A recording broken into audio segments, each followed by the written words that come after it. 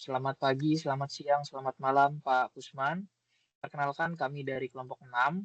Ini kita akan membahas analisis kami mengenai satu berita yang berjudul Heboh Warga Pekalongan Ramai-ramai Ngelap Berkah dari Mata Ajaib. Ternyata titik-titik-titik. Next.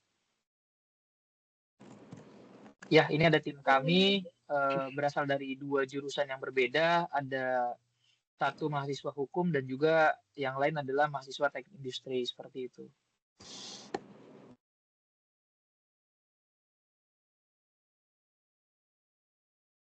Untuk berita tadi kita analisis dengan berbagai macam metode. Ada 6 metode. Yang pertama adalah kita identifikasi klaim, yang kedua adalah analisis kritis kasus, yang ketiga adalah argumen dan kontrargumen, yang keempat adalah silogisme, kategoris dan pola deduktif, lalu yang kelima argumen induktif dan spesifik, dan yang keenam adalah analisis kesesatan berpikir.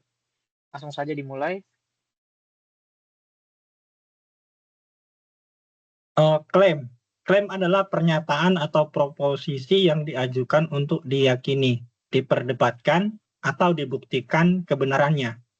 Dapat diidentifikasi dengan menambahkan frasa tanya berupa apakah benar atau salah. Contoh klaim. Semua siswa di kelas ini suka matematika. Ini dapat dibuktikan dengan apakah benar atau salah semua siswa di kelas ini suka matematika.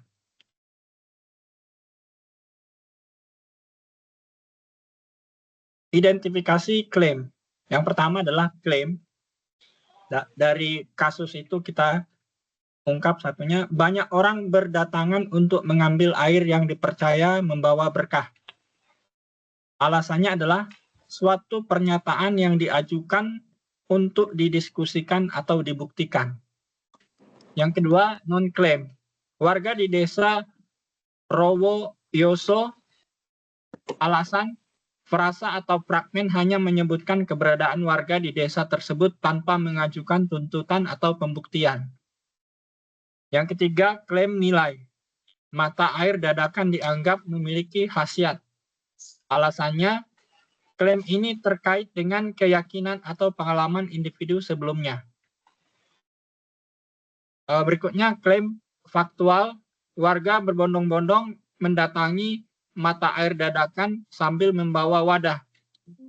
Alasan, klaim ini dapat dibuktikan dengan laporan dari media massa dan pengamatan langsung di tempat.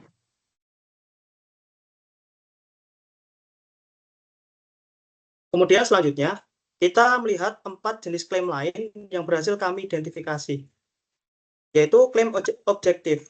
Dengan demikian, mata air ajaib tersebut dipastikan pipa PDAM yang bocor. Nah, ini disebut klaim objektif karena didasarkan pada pembuktian, bukan sekedar opini. Klaim ini biasanya didukung fakta atau data yang bisa diverifikasi. Selanjutnya, klaim subjektif. Saya minum, alhamdulillah sudah sembuh. Alasannya, pernyataan ini berdasarkan pendapat Pak Darno, tanpa tahu alasan logis yang mendukung kesembuhannya. Nah, klaim ini adalah klaim subjektif. Kemudian, klaim nilai preskriptif. Masyarakat perlu memastikan asal-usul sebelum mempercayai manfaatnya. Klaim ini bersifat preskriptif. Alasannya karena pernyataan memberikan petunjuk yang mengarahkan masyarakat untuk melakukan verifikasi sebelum mempercayainya. Kemudian, klaim faktual deskriptif. Pantauan detik Jateng di lokasi sekitar pukul 14.00 WIB, warga masih berduyun-duyun datang ke lokasi. Ini adalah klaim faktual deskriptif karena menggambarkan situasi nyata hasil pengamatan langsung oleh tim Detik Jateng. Selanjutnya, kami juga menemukan 2 jenis klaim yang sering menimbulkan kebingungan. Yang pertama adalah klaim kabur. Air yang dianggap membawa berkah itu. Alasannya, karena berkah di sini tidak menjelaskan maksudnya secara spesifik, apakah berkah kesehatan, rezeki, atau hanya sebatas berkah bagi yang membutuhkan air. Yang kedua, klaim ambigu. Air air itu bersumber di samping rumah Pak Yanto Ayam. Alasannya bisa bermakna ada sumber mata air alami baru, ataupun bisa bermakna cuma bocoran air yang kebetulan muncul di sana. Ketidakjelasan makna ini bisa menimbulkan salah pahaman. Dengan memahami jenis-jenis klaim ini, kita bisa lebih kritis dalam menilai informasi. Klaim objektif dan faktual bisa lebih diandalkan, sementara klaim subjektif, kabur, atau ambigu memerlukan verifikasi lebih lanjut. Identifikasi kasus.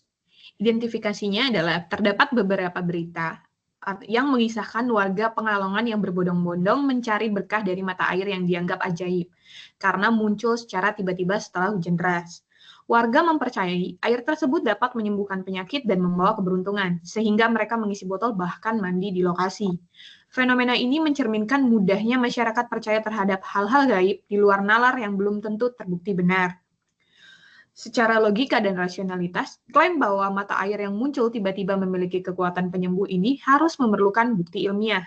Tanpa penelitian medis atau menganalisis kandungan airnya, keyakinan ini bersifat anekdotal atau berdasarkan cerita individu dan rentan terhadap confirmation bias, atau hanya mengingat kasus yang sesuai dengan kepercayaan. Next. Analisis kritis kasus. Warga Pekalongan ramai-ramai mendatangi sebuah mata air yang dianggap ajaib karena airnya diklaim bisa menyembuhkan penyakit dan membawa berkah. Fenomena ini viral setelah seseorang warga yang membagikan pengalamannya sembuh dari sakit setelah meminum dan mandi di sana. Karena fenomena ini, masyarakat mungkin selalu mencari solusi instan untuk masalah kesehatan atau ekonomi akibat keterbatasan akses layanan medis dan tekanan hidup. Sehingga dengan mudahnya mereka mempercayai hal-hal gaib tanpa melihat terlebih dahulu fakta ilmiahnya. Meski secara ilmiah dipertanyakan, tradisi ngalap berkah dianggap sebagai kearifan lokal yang memberikan makna penting bagi masyarakat Pekalongan. Namun, banyak ditemukan bahwa fenomena ini kerap kali digunakan untuk mengeksploitasi keyakinan masyarakat awam guna kepentingan pribadi, misalnya oknum yang memanfaatkan untuk mencari keuntungan. Next. Evaluasi. Evaluasinya adalah kita perlu menghargai kepercayaan atau budaya di suatu masyarakat, akan tetapi tidak menghilangkan sikap kritis kita dalam mencerna dan menelaah sebuah informasi yang belum teruji kebenarannya. Latar belakang keluarga, lingkungan, dan pendidikan sangat mempengaruhi cara berpikir seseorang. Kita selalu diharuskan untuk tidak menerima sebuah informasi secara mentah, tetapi mengevaluasi sumber, bukti, dan dampak sosialnya. Dalam kasus ini, kita bisa mempertanyakan, apakah ada upaya untuk menguji klaim tersebut? Bagaimana dampaknya jika ternyata air tersebut tercemar? Sehingga ketika berita tersebut tidak terbukti kebenarannya, maka dapat dipastikan bahwa hal tersebut hanyalah berita bohong atau hoax yang dibuat-buat oleh seseorang yang ingin memanfaatkan keadaan. Oke, sekarang kita masuk ke dalam argumen. Di sini dibagi menjadi 3, yaitu pertama argumen, kedua counter argumen, ketiga silogisme kategoris. Yang pertama mengenai argumen, munculnya aliran air jernih di Pekalongan dipercaya masyarakat sebagai sumber mata air ajaib yang membawa berkah dan memberikan khasiat penyembuhan. Kemudian untuk counter argumen, munculnya aliran air jernih di Pekalongan bukanlah fenomena ajaib, melainkan kebocoran dari pipa PDAM yang rusak. Kemudian untuk silogisme kategoris, yang pertama premis mayor, semua air yang berasal dari kebocoran pipa PDAM bukanlah air ajaib. Kemudian premis minornya, air yang ditemukan di rumah Pak Yanto berasal dari kebocoran pipa PDAM. Kesimpulannya yang bisa kita ambil adalah, maka air yang ditemukan di rumah Pak Yanto bukanlah air ajaib.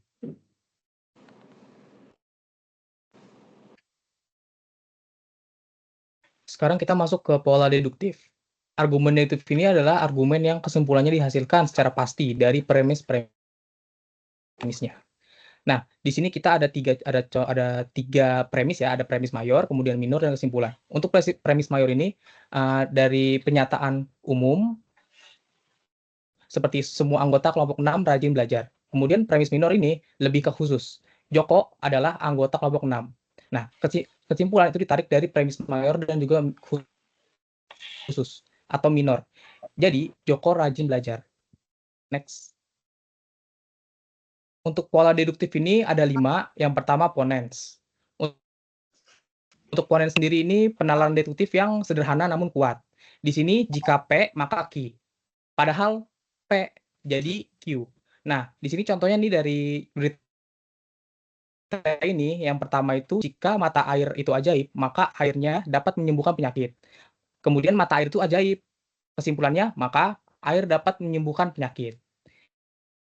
Yang kedua itu ada tolerance, yaitu dia itu sedikit berbeda ya. Di sini dia tidak menegaskan jikanya. Jadi dia malah justru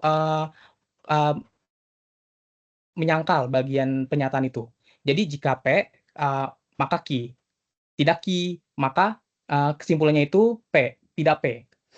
Contohnya di sini yang premis 1, jika mata air itu ajaib, maka sumbernya tidak diketahui. Premis 2, sumber mata air itu diketahui karena bocor dari pipa PDAM. Kesimpulannya, maka mata air itu tidak ajaib. Next. Kemudian yang ketiga ini ada hipotesis. Nah, kalau hipotesis ini premis P, maka Q. Kemudian P sama dengan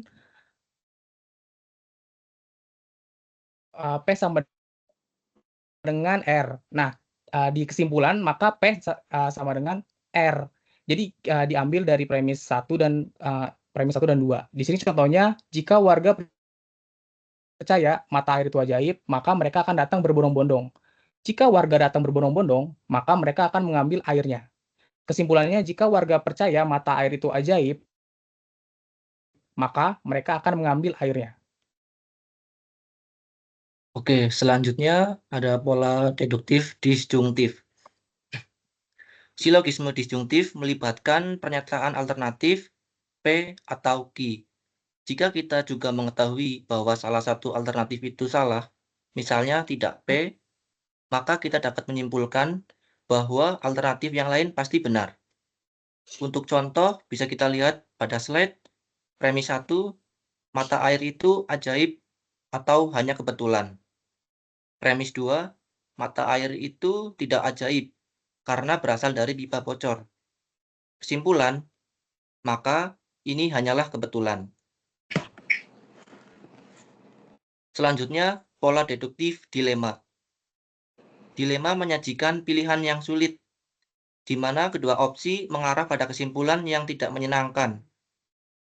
Biasanya, dilema memiliki bentuk jika P maka R dan jika Q maka S, tetapi P atau Q. Oleh karena itu, R atau S. Untuk contoh, bisa kita lihat pada slide, premis 1, jika mata air itu ajaib, maka orang akan datang karena percaya. Jika mata air itu bukan ajaib, orang akan datang karena penasaran. Premis 2, orang-orang datang ke mata air tersebut. Lalu kesimpulannya, maka orang-orang datang karena percaya atau karena penasaran. Penting untuk diingat bahwa validitas pola-pola deduktif ini terletak pada struktur logisnya, bukan pada kebenaran faktual dari premis-premisnya.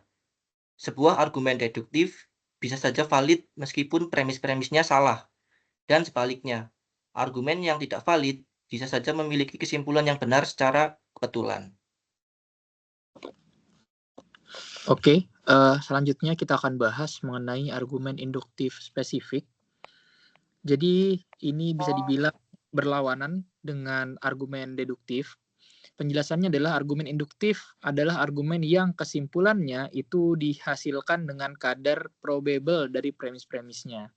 Dalam argumen induktif, kita cukup mencari bukti-bukti yang cukup beralasan, sehingga kesimpulan yang kita tarik sifatnya lebih berpeluang daripada kesimpulan lain. Sebagai contoh, di sini kami menjabarkan ada presiden-presiden Indonesia itu berasal dari Jawa. Contoh, Soekarno dari Blitar, Soeharto dari Bantul, Abdurrahman Wahid atau Gus Dur di Jombang, Megawati dari Jogja, Susilo dari Pacitan, dan Joko Widodo dari Surakarta. Nah, berdasarkan premis-premis tersebut, ini bisa ditarik kesimpulan induktif bahwa presiden Indonesia harus berasal dari Pulau Jawa, seperti itu.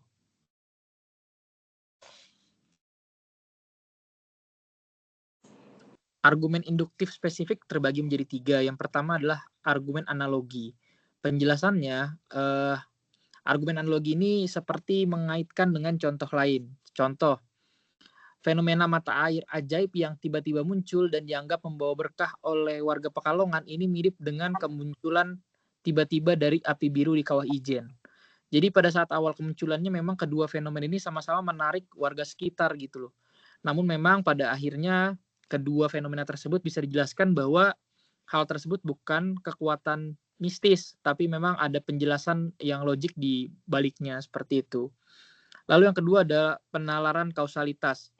Di sini kami memberikan penjelasan bahwa warga Pekalongan menganggap mata air yang tiba-tiba muncul memiliki berkah dan khasiat tertentu, sehingga mereka berbondong-bondong mengambil air tersebut.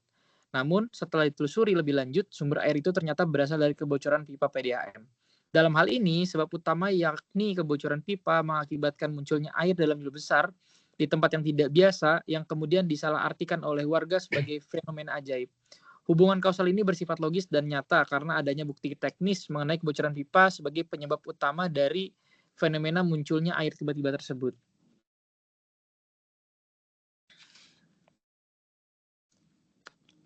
Selanjutnya ada argumen induktif spesifik atau penjelasannya adalah intervensi dari generalisasi. Jadi dari kelompok kami menjelaskan bahwa dalam berita ini warga Pekalongan berbondong-bondong mengambil air dari sumber mata air yang tiba-tiba muncul karena mereka meyakini bahwa air tersebut memiliki berkah dan manfaat mistis. Kepercayaan semacam ini bukanlah satu hal yang unik bagi masyarakat Indonesia. Fenomena serupa telah terjadi di banyak daerah lain, di mana kemunculan sumber air, lalu ada munculnya pohon langka, munculnya batu langka, batu ponari, dan cahaya aneh langsung dikaitkan dengan unsur mistis tanpa terlebih dahulu dilakukan verifikasi ilmiah. Dari pola ini dapat ditarik kesimpulan bahwa masyarakat Indonesia cenderung menghubungkan fenomena alam yang muncul secara tiba-tiba itu dengan kemunculan mistis. Sekian, dilanjut. Kesesatan berpikir. Kesesatan berpikir adalah proses penalaran atau argumentasi yang sebenarnya tidak logis, salah arah, dan menyesatkan. Ini karena adanya suatu gejala berpikir yang disebabkan oleh pemaksaan prinsip-prinsip logika tanpa memperhatikan relevansinya. Next. Kesesatan argumentum ad populum. Pada artikel warga Pekalongan mengalap air berkah mata air ajaib, sesuai namanya, argumen ad populum diajukan untuk meyakinkan dengan mengatasnamakan rakyat atau massa yang terletak pada caranya yang menggugah emosi massa, supaya argumennya dapat diterima tanpa penalaran yang sah. Contoh, saya datang pagi-pagi, sudah banyak orang, kaki saya sakit kayak kram, makanya saya tertarik ke sini. Saya minum, alhamdulillah sudah sembuh. Pembuktian kesesatan berpikir memperlihatkan banyaknya orang yang menggunakan air tersebut dan keampuhannya, menyembuhkan sebagai dasar untuk meyakinkan. Padahal kebenarannya air tersebut adalah air PDAM yang bocor. Next. Kesesatan post hoc ergo propter hoc atau false cause atau salah sebab. Hubungan antara premis dan kesimpulan bergantung pada suatu hubungan kausal imajiner yang mungkin tidak ada atau kesesatan yang terjadi ketika sesuatu dikatakan sebagai suatu sebab pada sesuatu yang lain padahal bukan penyebabnya. Contoh, usai mengambil air sebotol, ia membawa pulang dan minum. Begitu diminum, tidak lama kakinya sembuh. Karena sembuh, siang ini saya datang lagi ke sini untuk ambil air yang banyak. Pembuktian kesesatan berpikir, kaki yang sakit kram dapat sembuh oleh air berkah.